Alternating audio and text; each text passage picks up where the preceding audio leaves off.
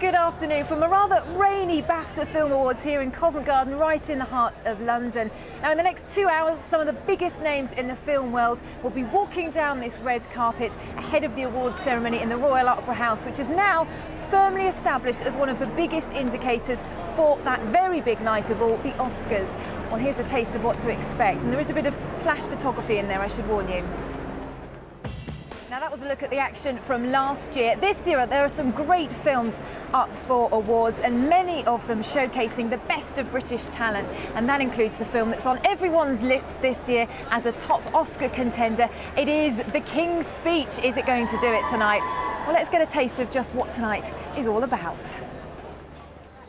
Idea of this year's films, and the crowning glory is of course expected to be The King's Speech, with the potential to take home a mighty 14 trophies, including that all-important best film. But it is up against stiff competition from the likes of Black Swan. They have an impressive 12 nominations of their own, and also Inception coming in there with 9. Now, amongst the nominees for the best actor are Golden Globe winning Colin Firth. We've got our hopes pinned on him for a British win there. Jeff Bridges, who stepped into John Wayne's shoes in a remake of True Grit, and a man being topped as the new James Bond villain, Javier Bardem. Taking a look at the ladies now, and the leading lights for Best Actress include Annette Bening and Julianne Moore. They're both nominated for their roles in The Kids Are All Right. Natalie Portman, she's getting a shout there. She's a hot favourite.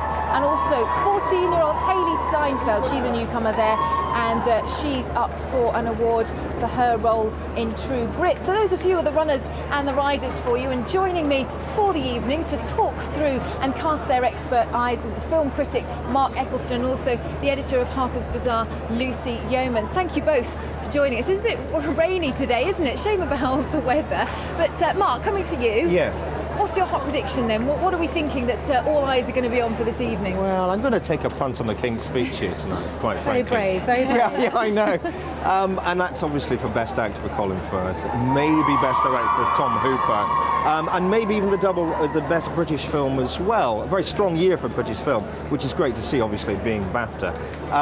But yeah, it is obviously going to be just the occasion. We look back and said we had a great British film that really kept its momentum up, hopefully, all the way to the Oscars.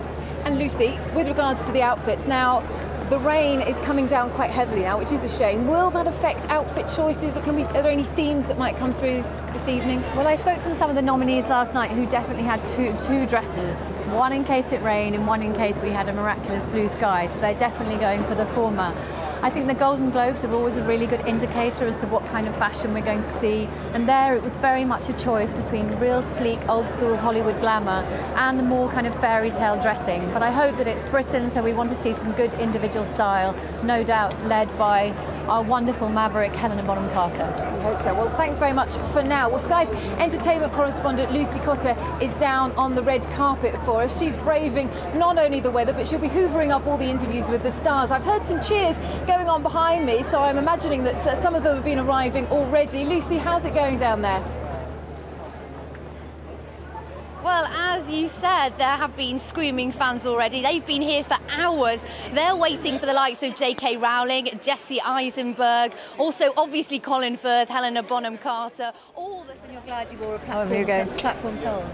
Are we on? Well, thanks, yeah, and there's lots more to come from here at the BAFTA Awards.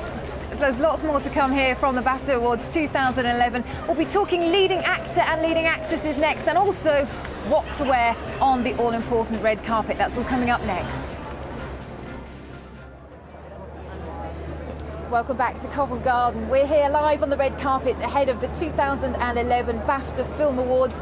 With me to talk through the runners and the riders, the film critic Mark Eccleston, and also the editor of Harper's Bazaar, Lucy Yeomans, who'll be talking a bit about fashion. And I have to say, the rain is coming down quite steadily now. Will that prove a difficulty? I think it's going to be quite a challenge, but at least hopefully this year we won't have the foaming red carpet that we had in 2004, which ruined many a pair of designer shoes. Fingers crossed they've sorted out that one. Well, let's talk through, first of all, the best actors. Now, in this category, Colin Firth is the one we've got all our hopes pinned on, but let's run through them in order, in a sense. Yeah, okay. We can start off with, who should we start off with? If we start off with true grit I think we've got a clip of, and Jeff Bridges is up for that, isn't he? So yes, he is. This is a role played obviously by John Wayne in 1969, and the Coen brothers now remaking let's come to you to talk a bit about the fashion then. As we were saying, they may have some difficulties working out what to wear with regards to the weather. What we thought we'd do is have a look back at what some people wore last year to see if it's an indicator for some of the people that we're going to see, like Helena Bonham Carter,